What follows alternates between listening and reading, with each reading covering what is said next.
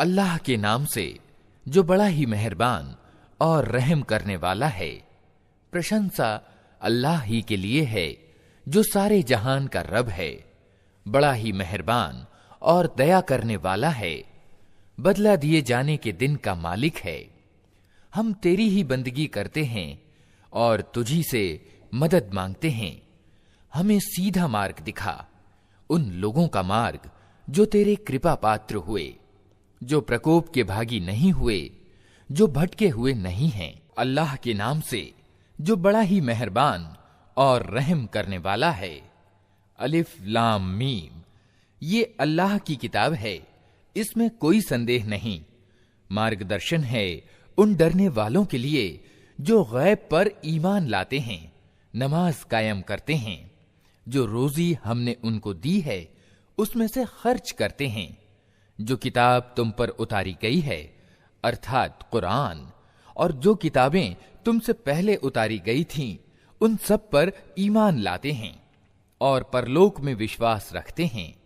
ऐसे लोग अपने रब की ओर से सीधे मार्ग पर हैं और वही सफलता प्राप्त करने वाले हैं। जिन लोगों ने इन बातों को स्वीकार करने से इनकार कर दिया, उनके लिए बराबर है, चाहे तुम उन्हें खबरदार करो या ना करो, वे तो किसी भी दशा में मानने वाले नहीं हैं। अल्लाह ने उनके दिलों और उनके कानों पर मुहर लगा दी है और उनकी आंखों पर पर्दा पड़ गया है। वे सख्त सजा के हकदार हैं। कुछ लोग ऐसे भी हैं जो कहते हैं कि हम अल्लाह और आखिरत के दिन पर ईमान लाए हैं, हालांकि वास्तव में वे ईमान वाले नहीं हैं। वे अल्लाह और ईमान लाने वालों के साथ धोखेबाजी कर रहे हैं, मगर वास्तव में वे खुद अपने ही को धोखे में डाल रहे हैं और उन्हें इसकी समझ नहीं है। उनके दिलों में एक रोग है जिसे अल्लाह ने और अधिक बढ़ा दिया, और जो झूठ वे बोलते हैं उसके फलस्वरूप उनके लिए दर्दनाक सजा है। जब कभी उनसे कहा गया कि जमीन पर बिगाड़ पैदा न करो, तो उन्होंने यही कहा कि हम तो सुधार करने वाले हैं। सावधान, वास्तव में यही लोग बिगाड़ पैदा करते हैं, मगर इन्हें समझ नहीं है। और जब उनसे कहा गया कि जिस तरह दूसरे लोग ईमान लाए हैं उसी तरह तुम भी ईमान लाओ, तो उन्होंने यही उत्तर दिया कि क्या हम मूर्खों की तरह ईमान लाएं? खबरदार, वास्तव में तो ये खुद मूर्ख हैं, मगर ये जानते नहीं हैं। जब ये ईमान वालों से मिलते हैं तो कहते हैं कि हम ईमान लाए हैं, और जब एकांत में अपने शैतानों से मिलते हैं तो कहते हैं कि वास्तव में तो हम तुम्हारे साथ हैं और इन लोगों से केवल मजाक कर रहे हैं। अल्लाह इनसे मजाक कर रहा है, वो इन्हें ढील दे रहा है और ये अपनी सरकशी में अंधों की तरह भटकते चले जाते हैं। ये वे लोग हैं जिन्होंने मार्गदर्शन के बदले गुमराही खरीद ली है, किंतु ये सौदा इनके लिए लाभदायक नहीं है और ये हरगिज सही रास्ते पर नहीं है। इनकी मिसाल ऐसी है जैसे एक आदमी ने आग जलाई और जब उसने सारे माहौल को रोशन कर दिया तो अल्लाह ने इनकी आंखों की रोशनी छीन ली और इन्हें इस हाल में छोड़ दिया कि अंधियारियों में इन्हें कुछ सूझता नहीं। ये बहरे हैं, गूंगे हैं, अंधे हैं, ये अब न पलटेंगे। या फिर इनकी मिसाल यूं समझो कि आकाश से तेज वर्षा हो रही है और उसके साथ अंधेरी घटा और कड़क और चमक भी है।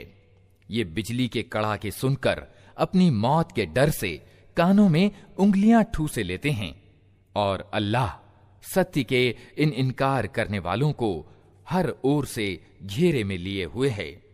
चमक से इनकी दशा ये हो रही है कि मानो शीघ्र ही बिजली इनकी आंखों की रोशनी उचक ले जाएगी।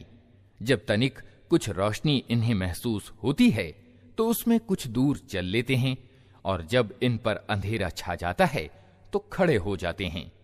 अल्लाह चाहता तो इनकी सुनने और देखने की शक्ति बिल्कुल ही छीन लेता। निस्संदेह उसे हर चीज की सामर्थ्य प्राप्त है। लोगों, बंदगी इख्तियार करो अपने उस रब की जो तुम्हारा और तुमसे पहले जो लोग हुए हैं उन सब का पैदा करने वाला है। तुम्हारे बचने की आशा इसी प्रकार हो सकती है।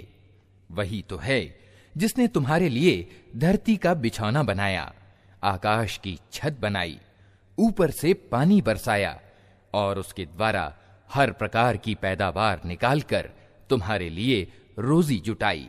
अतः जब तुम ये जानते हो तो दूसरों को अल्लाह का प्रतिद्वंद्वी न ठहराओ। और अगर तुम्हें इस बात में संदेह है कि ये किताब जो हमने अपने बंदे पर उतारी है ये हमारी है या नहीं, तो इस जैसी एक ही सूरा बना लाओ, अपने मत के सारे ही लोगों को बुला लो, एक अल्लाह को छोड़कर बाकी जिस जिस की चाहो सहायता ले लो।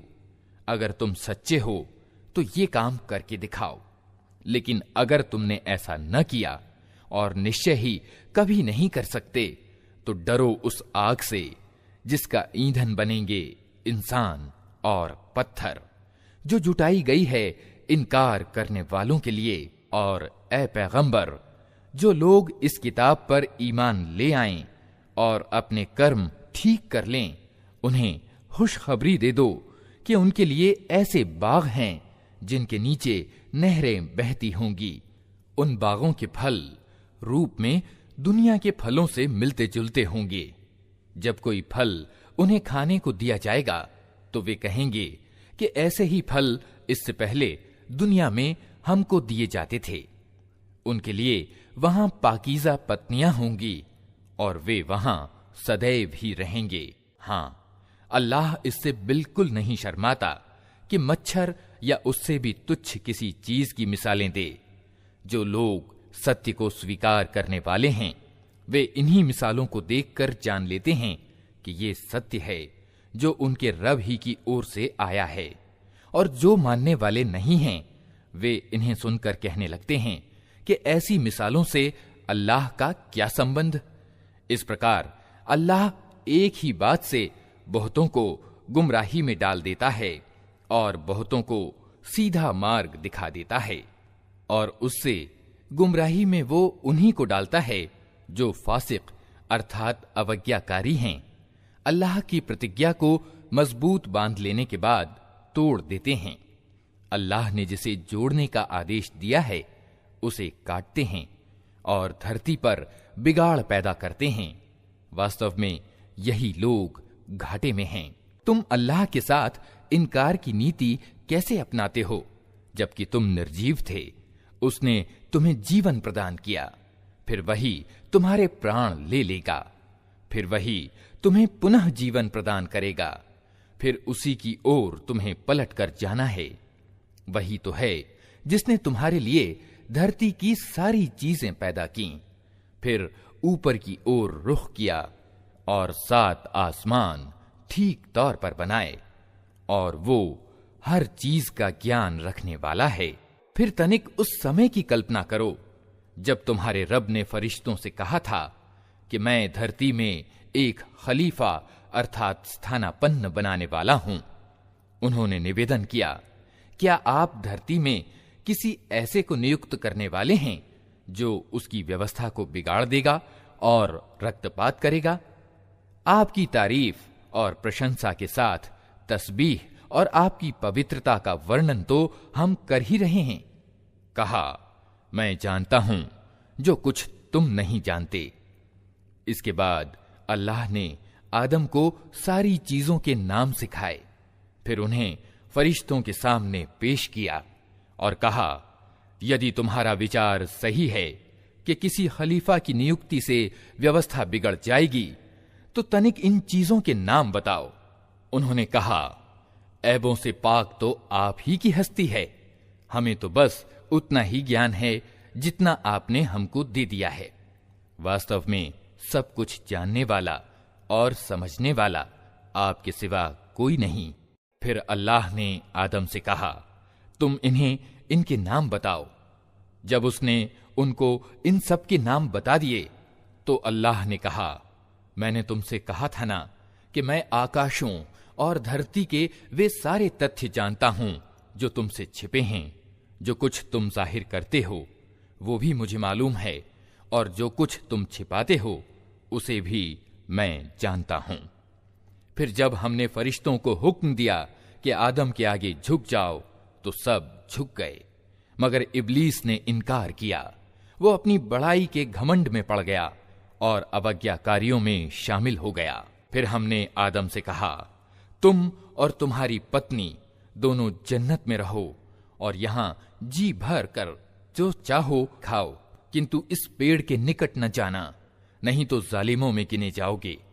अंततः शैतान ने उन दोनों को उस पेड़ की ओर प्रेरित करके हमारे आदेश के अनुपालन से हटा दिया और उन्हें उस हालत से निकलवा कर छोड़ा जिसमें वे थे। हमने हुक्म दिया कि अब तुम सब यहां से उतर जाओ, तुम एक दूसरे के दुश्मन हो और तुम्हें एक विशेष समय तक धरती में ठहरना और वहीं गुजर बसर करना है। उस समय आदम ने अपने रब से कुछ शब्द सीखकर तौबा की, जिसको उसके रब ने स्वीकार कर लिया, क्योंकि वो बड़ा क्षमा करने वाला और दया करने वाला है। हमने कहा कि तुम सब यहां से उतर जाओ। फिर मेरी ओर से जो मार्गदर्शन तुम्हारे पास पहुंचे, तो जो लोग मेरे उस बताए मार्गदर्शन पर चलेंगे उनके लिए किसी भय और दुख का मौका न होगा, और जो उसे स्वीकार करने से इनकार करेंगे और हमारी आयतों को झुठलाएंगे वे आग यानी नरक में जाने वाले हैं, जहां वे हमेशा रहेंगे। ए इस्राएल की संतान, तनिक याद करो मेरी उस नेमत को जो मेरी ओर से तुम पर हुई। मेरे साथ तुम्हारी जो प्रतिज्ञा थी उसे तुम पूरा करो, तो मेरी जो प्रतिज्ञा तुम्हारे साथ थी उसे मैं पूरा करूं, और मुझ ही से तुम डरो, और मैंने जो किताब भेजी है उस पर ईमान लाओ। ये उस किताब की पुष्टि में है जो तुम्हारे पास पहले से मौजूद थी। अतः सबसे पहले तुम ही उसके इनकार करने वाले न बनो। थोड़े मूल्य पर मेरी आयतों को न बेच डालो और मेरे प्रकोप से बचो। असत्य का रंग चढ़ाकर सत्य को संदिग्ध न बनाओ और न जानते बूझते सत्य को छिपाने का प्रयास करो। नमाज कायम करो, ज़कात दो, और जो लोग मेरे आगे झुक रहे हैं उनके साथ तुम भी झुक जाओ। तुम दूसरों को तो नेकी का रास्ता अपनाने के लिए कहते हो, मगर अपने आप को भूल जाते हो। हालांकि तुम किताब का पाठ करते हो, क्या तुम बुद्धि से बिल्कुल ही काम नहीं लेते? सब्र और नमाज से मदद लो। बेशक नमाज एक बड़ा ही मुश्किल काम है, किंतु उन आज्ञाकारी बंदों के लिए मुश्किल नहीं है जो समझते हैं कि आखिरकार उन्हें अपने रब से मिलना और उसी की ओर पलट कर जाना है। ए इस्राएल की संतान, याद करो मेरी उस नेमत को जो मेरी ओर से तुम पर हुई थी, और इस बात को कि मैंने तुम्हें संसार की सारी जातियों पर श्रेष्ठता प्रदान की थी। और डरो उस दिन से जब कोई किसी के तनिक काम न आएगा और न किसी की ओर से सिफारिश कबूल होगी, न किसी को फिदिया यानी जुर्माना लेकर छोड़ा जाएगा, और न अपराधियों को कहीं से सहायता मिल सकेगी।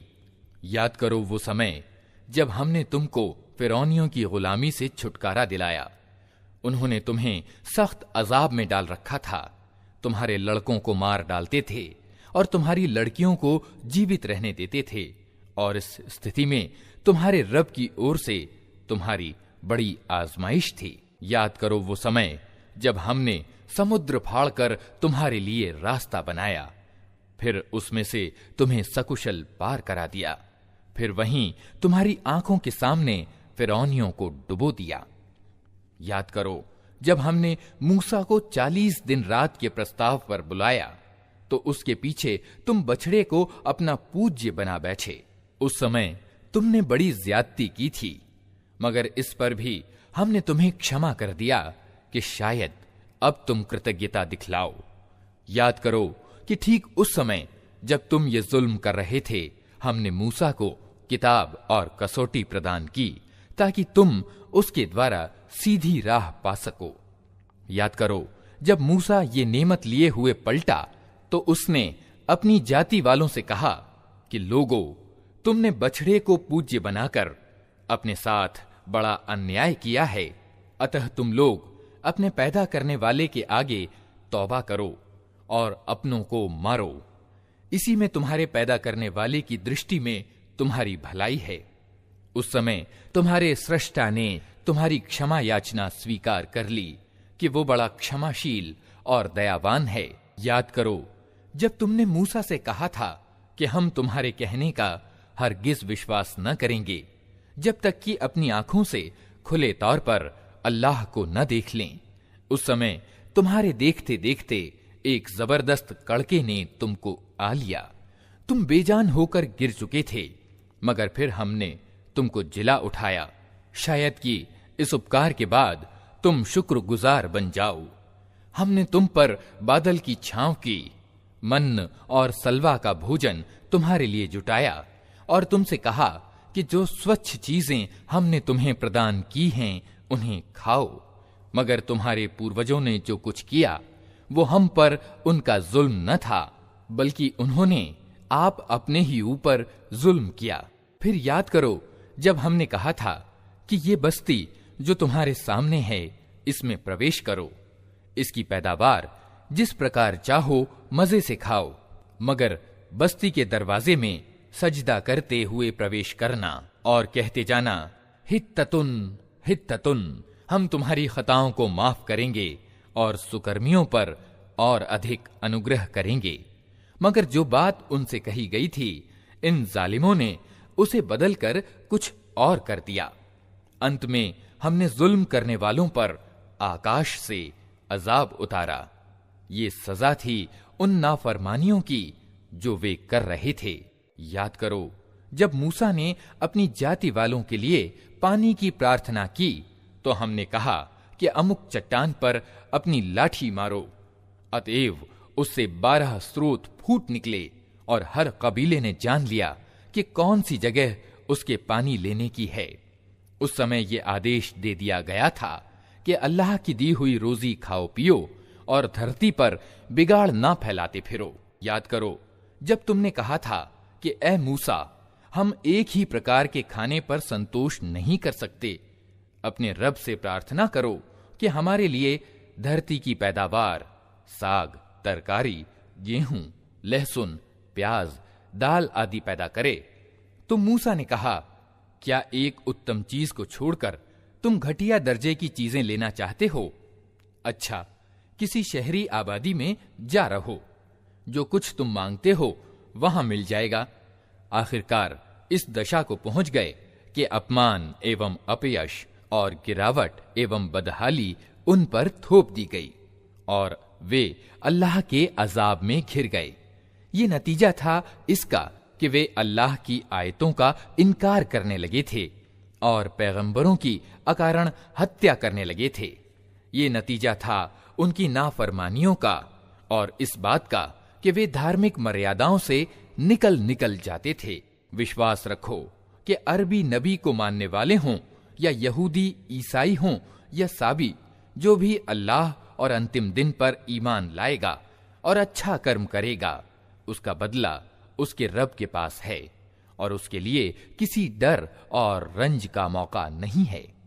याद करो वो समय जब हमने तूर को तुम पर उठाकर तुमसे पक्का वचन लिया था और कहा था कि जो ग्रंथ हम तुम्हें दे रहे हैं उसे मजबूती के साथ थामना और जो आदेश और निर्देश उसमें लिखे हैं उन्हें याद रखना।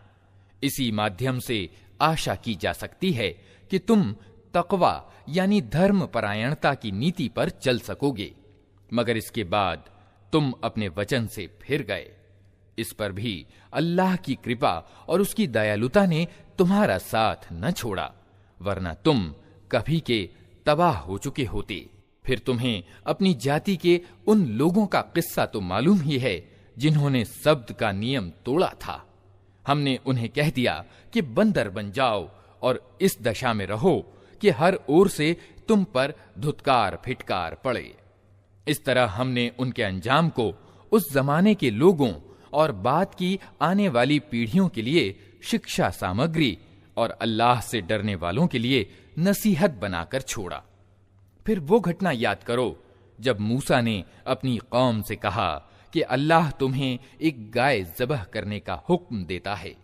कहने लगे, क्या तुम हमसे मजाक करते हो? मूसा ने कहा, मैं इससे अल्लाह की पनाह मांगता हूं कि अज्ञानियों जैसी बातें करूं। बोले, अच्छा, अपने रब से प्रार्थना करो कि वो हमें उस गाय के बारे में कुछ विस्तार से बताए। मूसा ने कहा, अल्लाह कहता है कि वो गाय ऐसी होनी चाहिए जो न बूढ़ी हो न बछिया बल्कि मध्य आयु की हो। अतः जो हुक्म दिया जाता है उसका पालन करो। फिर कहने लगे कि अपने रब से ये और पूछ दो कि उसका रंग कैसा हो।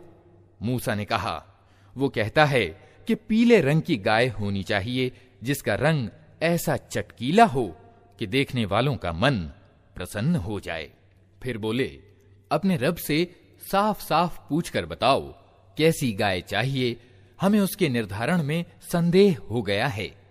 अल्लाह ने चाहा तो हम उसका पता पा लेंगे। मूसा ने जवाब दिया, अल्लाह कहता है कि वो ऐसी गाय है जिससे सेवा कार्य नहीं लिया जाता, न जमीन जोतती है न पानी खींचती है, भली चंगी और बेदाग है। इस पर वे पुकार उठे कि हां, अब तुमने ठीक पता बताया है। फिर उन्होंने उसे ज़बह किया, वरना वे ऐसा करते मालूम न होते थे। और तुम्हें याद है वो घटना जब तुमने एक व्यक्ति की जान ली थी, फिर उसके बारे में झगड़ने लगे और एक दूसरे पर कत्ल का इल्जाम थोपने लगे थे।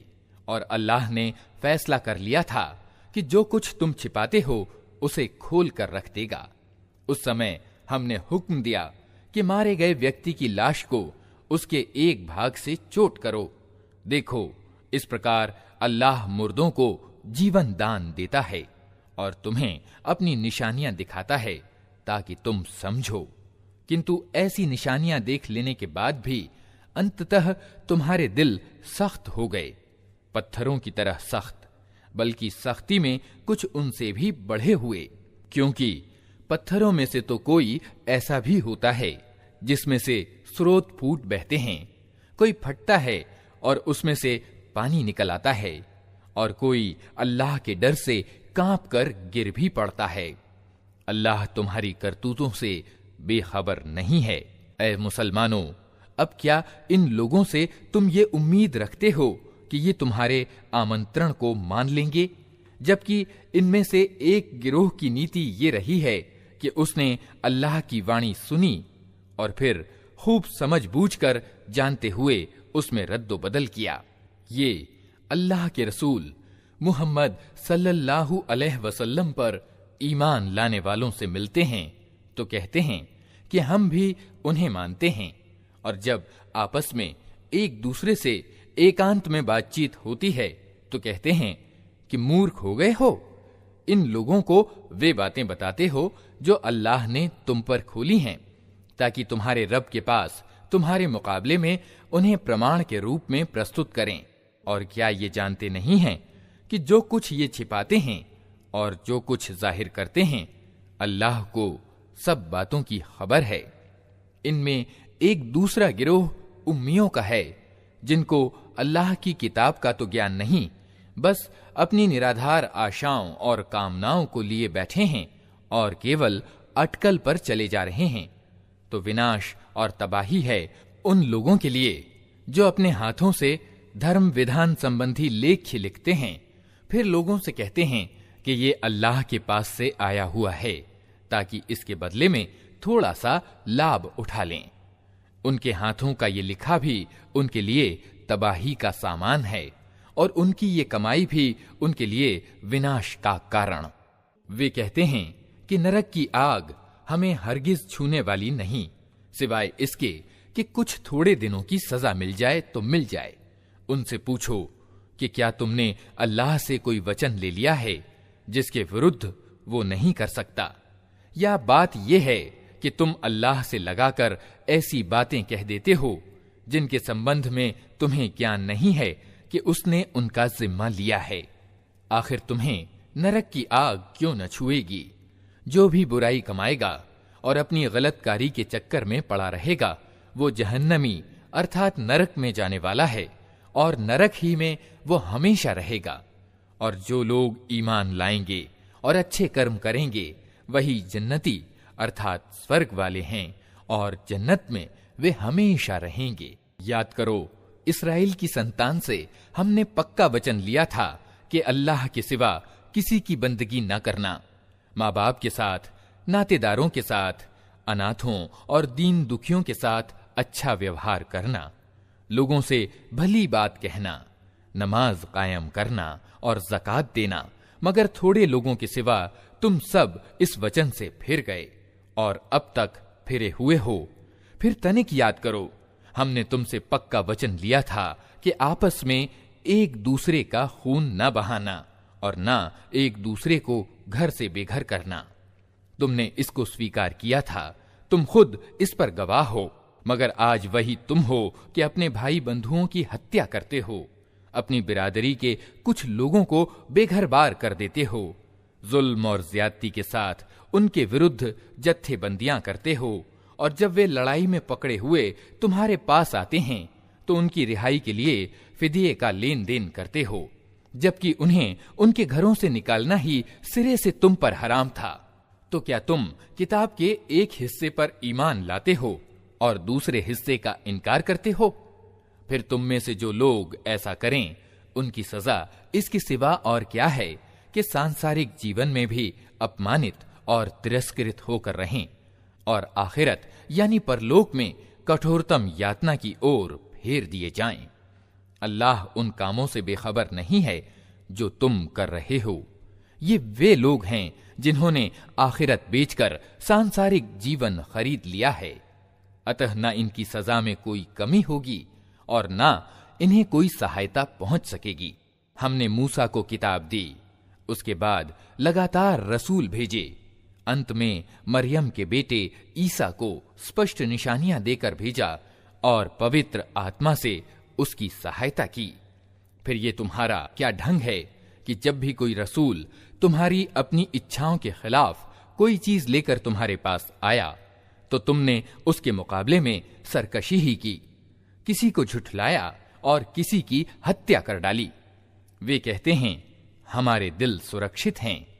नहीं, सच बात यह है कि उनके इनकार के कारण उन पर अल्लाह की फिटकार पड़ी है, इसलिए वे कम ही ईमान लाते हैं। और अब जो एक किताब अल्लाह की ओर से उनके पास आई है उसके साथ उनका क्या व्यवहार है, इसके बावजूद कि वो उस किताब की पुष्टि करती है जो उनके पास पहले से मौजूद थी, इसके बावजूद कि उसके आने से पहले वे खुद इनकार करने वालों के मुकाबले में विजय और सहायता की प्रार्थनाएं किया करते थे। परंतु जब वो चीज आ गई जिसे वे पहचान भी गए तो उन्होंने उसे मानने से इनकार कर दिया। अल्लाह की लानत इन इनकार करने वालों पर। कैसा बुरा साधन है जिससे ये अपने जी की तसल्ली हासिल करते हैं कि जो आदेश अल्लाह ने भेजा है उसे स्वीकार करने से केवल इस हठ के कारण इनकार कर रहे हैं कि अल्लाह ने अपने उदार दान, प्रकाशना और पैगंबरी से अपने जिस बंदे को खुद चाहा नवाज दिया। अतः अब ये प्रकोप पर प्रकोप के अधिकारी हो गए हैं और ऐसे इनकार करने वालों के लिए घोर अपमानजनक सजा निश्चित है। जब उनसे कहा जाता है कि जो कुछ अल्लाह ने उतारा है उस पर ईमान लाओ, तो वे कहते हैं हम तो केवल उस चीज पर ईमान लाते हैं जो हमारे यहाँ अर्थात इस्राएल के वंशज में उतरी है। इस परिधि से बाहर जो कुछ आया है उसे मानने से वे इनकार करते हैं, जबकि वो सत्य है और उस शिक्षा की पुष्टि और समर्थन कर रहा है जो उनके यहाँ पहले से मौजूद थी। अच्छा, इनसे कहो, यदि तुम उस शिक्षा ही के मानने वाले हो जो तुम्हारे यहाँ आई थी, तो इससे पहले अल्लाह के उन पैगंबरों की जो खुद इस्राएल के वंशज में पैदा हुए थे क्यों हत्या करते रहे? तुम्हारे पास मूसा कैसी कैसी स्पष्ट निशानियों के साथ आया, फिर भी तुम ऐसे जालिम थे कि उसके पीठ मोड़ते ही बछड़े को पूज्य बना बैठे। फिर तनिक उस वचन को याद करो जो तूर को तुम्हारे ऊपर उठाकर हमने तुमसे लिया था। हमने ताकीद की थी कि जो आदेश हम दे रहे हैं उनका मजबूती के साथ पालन करो और कान लगाकर सुनो। तुम्हारे पूर्वजों ने कहा कि हमने सुन लिया मगर मानेंगे नहीं, और उनकी असत्य प्रियता का हाल ये था कि दिलों में उनके बछड़ा ही बसा हुआ था। कहो, यदि तुम ईमान वाले हो तो ये अनोखा ईमान है जो ऐसी बुरी बातों के लिए तुम्हें हुक्म देता है। इनसे कहो कि यदि वास्तव में अल्लाह के निकट परलोक का घर सारे मनुष्यों को छोड़कर केवल तुम्हारे लिए ही आरक्षित है, तब तो तुम्हें चाहिए कि मौत की तमन्ना करो।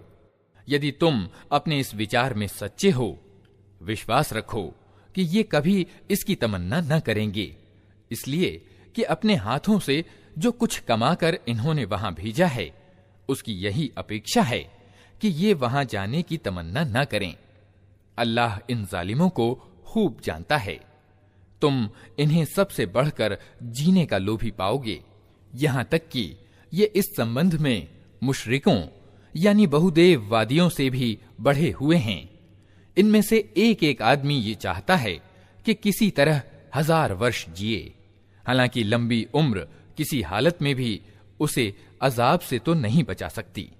जैसे कुछ कर्म ये कर रहे हैं, अल्लाह तो उन्हें देख ही रहा है। इनसे कहो कि जो कोई जिब्रील से दुश्मनी रखता हो उसे मालूम होना चाहिए कि जिब्रील ने अल्लाह ही के हुक्म से ये कुरान तुम्हारे दिल पर उतारा है, जो पहले आई हुई किताबों की पुष्टि और समर्थन करता है और ईमान लाने वालों के लिए मार्गदर्शन और सफलता की खुशखबरी बनकर आया है। यदि जिब्रील से इनकी दुश्मनी का कारण यही है तो कह दो कि जो अल्लाह और उसके फरिश्तों और उसके रसूलों और जिब्रील और मीकाईल के दुश्मन हैं, अल्लाह उन इनकार करने वालों का दुश्मन है। हमने तुम्हारी ओर ऐसी आयतें उतारी हैं जो साफ साफ सत्य को जाहिर करने वाली हैं, और उनके अनुपालन से केवल वही लोग इनकार करते हैं जो उल्लंघनकारी हैं। क्या सदैव ऐसा ही नहीं होता रहा है कि जब इन्होंने कोई वचन दिया तो इनमें से एक न एक गिरोह ने उसे अवश्य ही पीठ पीछे डाल दिया, बल्कि उनमें से बहुतेरे ऐसे ही हैं जो सच्चे दिल से ईमान नहीं लाते। और जब उनके पास अल्लाह की ओर से कोई रसूल उस किताब की पुष्टि और समर्थन करता हुआ आया जो इनके यहां पहले से मौजूद थी, तो इन किताब वालों में से एक गिरोह ने अल्लाह की किताब को इस तरह पीठ पीछे डाल दिया मानो वे कुछ जानते ही नहीं, और लगे उन चीजों का अनुसरण करने जो शैतान सुलेमान के राज्य का नाम लेकर पेश किया करते थे। हालांकि सुलेमान ने कभी कुफ्र नहीं किया। कुफ्र में तो वे शैतान पड़े थे जो लोगों को जादूगरी की शिक्षा देते थे। वे पीछे पड़े उस चीज के जो बाबिल में 2 फरिश्तों हारूत और मारूत पर उतारी गई थी। हालांकि वे फरिश्ते जब भी किसी को उसकी शिक्षा देते थे तो पहले स्पष्ट रूप से सावधान कर दिया करते थे कि देख, हम केवल एक आजमाइश हैं, तू कुफ्र में ना पड़। फिर भी ये लोग उनसे वही चीज सीखते थे जिससे पति और पत्नी में जुदाई डाल दें। ये खुली हुई बात थी कि अल्लाह की इजाजत के बिना वे इसके द्वारा किसी को भी नुकसान नहीं पहुंचा सकते थे, किंतु फिर भी वे ऐसी चीज सीखते थे जो खुद उनके लिए लाभकारी नहीं बल्कि हानिकारक थी, और वे खूब जानते थे कि जो इस चीज का खरीदार बना उसके लिए आखिरत में कोई हिस्सा नहीं। कितना बुरा उपभोग्य था जिसका उन्होंने अपनी जानों के बदले सौदा किया। क्या ही अच्छा होता यदि वे जानते होते, यदि वे ईमान और तकवा यानी परहेजगारी को अपनाते, तो अल्लाह के यहां इसका जो बदला मिलता वो उनके लिए अधिक अच्छा था। क्या ही अच्छा होता कि उन्हें इसकी खबर होती। ए ईमान लाने वालों, राईना ना कहा करो बल्कि उन्जुरना कहो और ध्यान से बात को सुनो। ये इनकार करने वाले तो दुखदाई अजाब के हकदार हैं। ये लोग जिन्होंने सत्य संदेश को स्वीकार करने से इनकार कर दिया है, चाहे किताब वालों में से हों या मुशरिक अर्थात बहुदेववादी हों, हरगिज ये नहीं चाहते कि तुम्हारे रब की ओर से तुम पर कोई भलाई उतरे, मगर अल्लाह जिसको चाहता है अपनी कृपा के लिए चुन लेता है और वो बड़ा उदार दान करता है। हम अपनी जिस आयत को मनसूख यानी निरस्त कर देते हैं या भुला देते हैं, उसकी जगह उससे बेहतर लाते हैं या कम से कम वैसी ही। क्या तुम जानते नहीं हो कि अल्लाह को हर चीज की सामर्थ्य प्राप्त है? क्या तुम्हें पता नहीं कि धरती और आकाशों का शासन अल्लाह ही के लिए है और उसके सिवा कोई तुम्हारा संरक्षक और तुम्हारा मददगार नहीं है? फिर क्या तुम अपने रसूल से उसी प्रकार के प्रश्न करना और मांग करना चाहते हो जैसा कि इससे पहले मूसा से किए जा चुके हैं? हालांकि जिस आदमी ने ईमान की रीति को कुफ्र की रीति से बदल लिया, वो सीधे रास्ते से भटक गया। किताब वालों में बहुतेरे लोग ये चाहते हैं कि किसी तरह तुम्हें ईमान से फेर कर फिर कुफ्र की ओर पलटा ले जाएं। हालांकि सत्य उन पर प्रकट हो चुका है, किंतु अपने जी की ईर्ष्या के कारण तुम्हारे लिए उनकी ये इच्छा है। इसके बदले में तुम माफी और दरगुजर से काम लो, यहां तक कि अल्लाह खुद ही अपना फैसला लागू कर दे। इत्मीनान रखो कि अल्लाह को हर चीज की सामर्थ्य प्राप्त है। नमाज कायम करो और ज़कात दो। तुम अपने पारलौकिक अर्थात आखिरत के जीवन के लिए जो भलाई कमाकर आगे भेजोगे, अल्लाह के यहां उसे मौजूद पाओगे।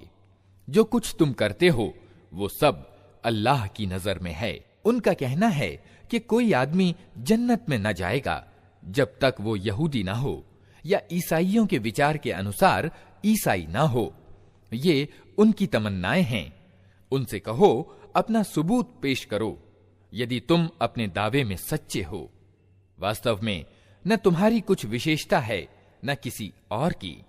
सत्य ये है कि जो भी अपने आप को अल्लाह के आज्ञा पालन में समर्पित कर दे और व्यवहारतः नेकी की राह अपनाए, उसके लिए उसके रब के पास उसका बदला है और ऐसे लोगों के लिए किसी भय या शोक का कोई अवसर नहीं। यहूदी कहते हैं ईसाइयों के पास कुछ नहीं, ईसाई कहते हैं यहूदियों के पास कुछ नहीं। हालांकि दोनों ही किताब पढ़ते हैं और इसी प्रकार के दावे उन लोगों के भी हैं जिनके पास किताब का ज्ञान नहीं है।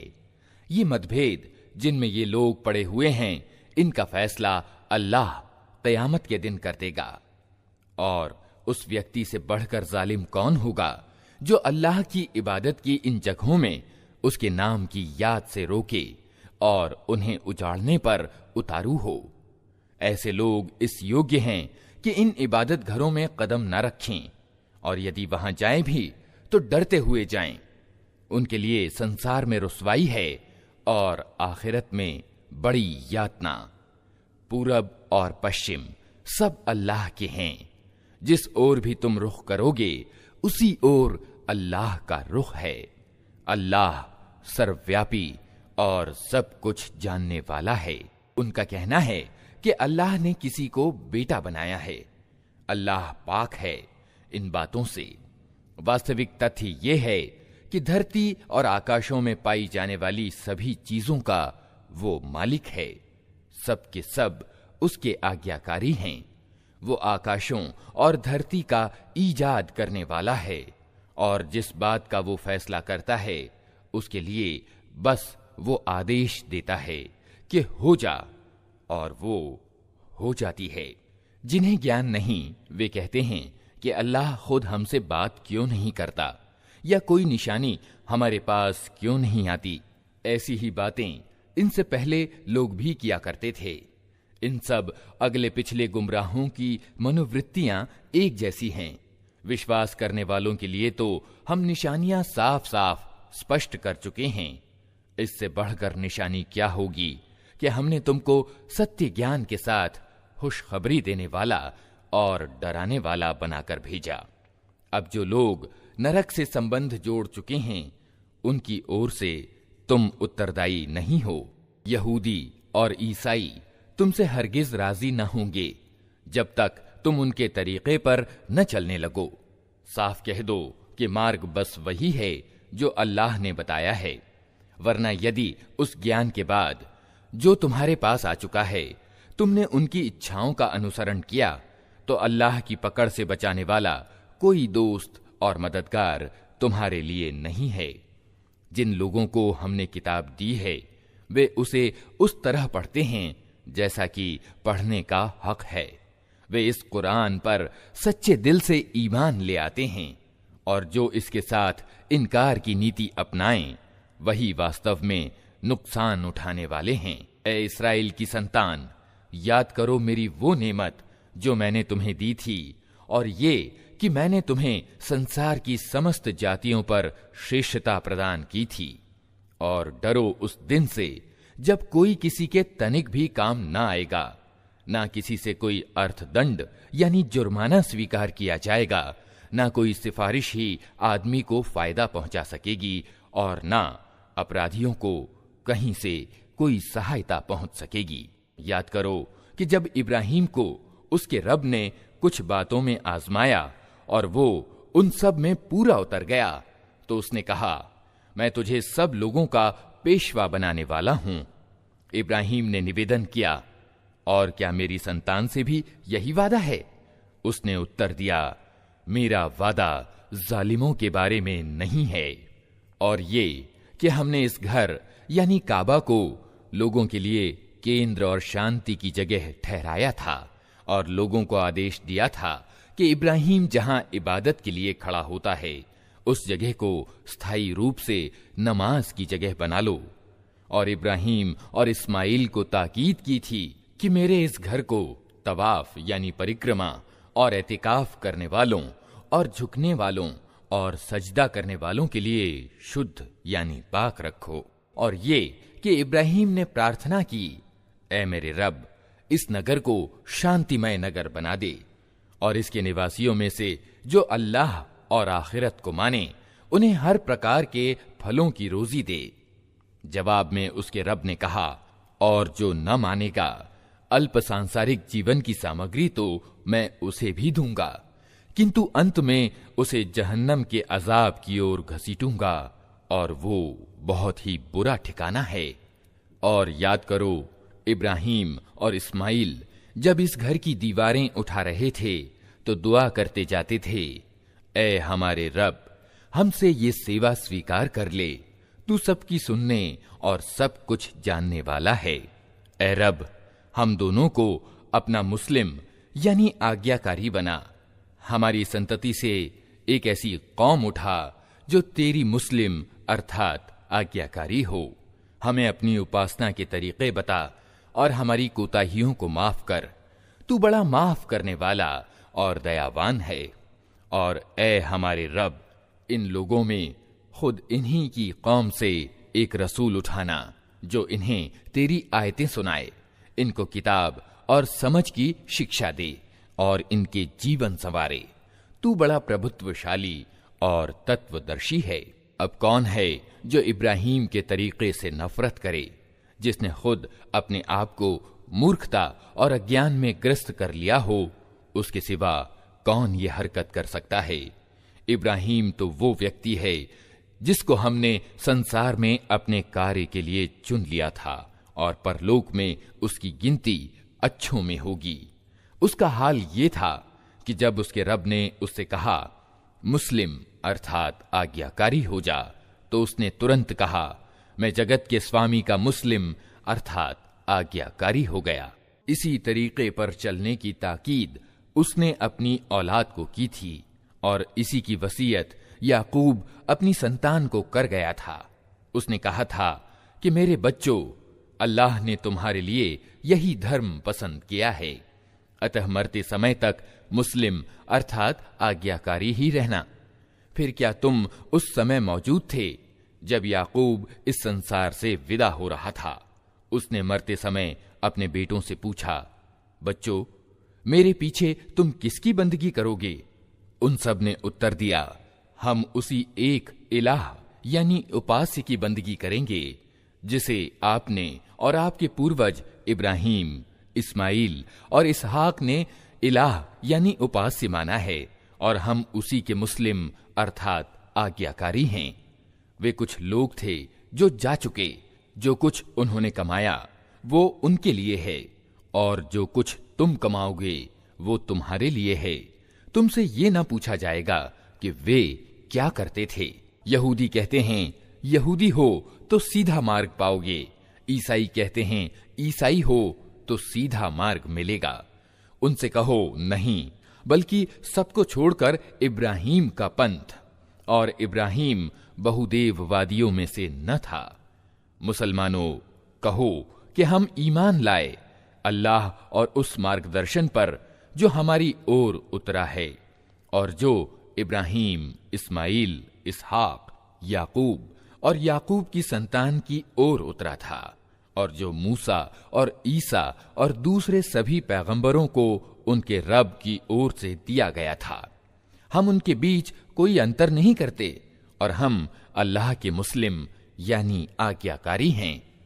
फिर यदि वे उसी तरह ईमान लाएं जिस तरह तुम ईमान लाए हो तो सीधे मार्ग पर हैं, और अगर इससे मुंह फेरें तो खुली बात है कि वे हठधर्मी में पड़ गए हैं। अतः विश्वास रखो कि उनके मुकाबले में अल्लाह तुम्हारी सहायता के लिए काफी है। वो सब कुछ सुनता और जानता है।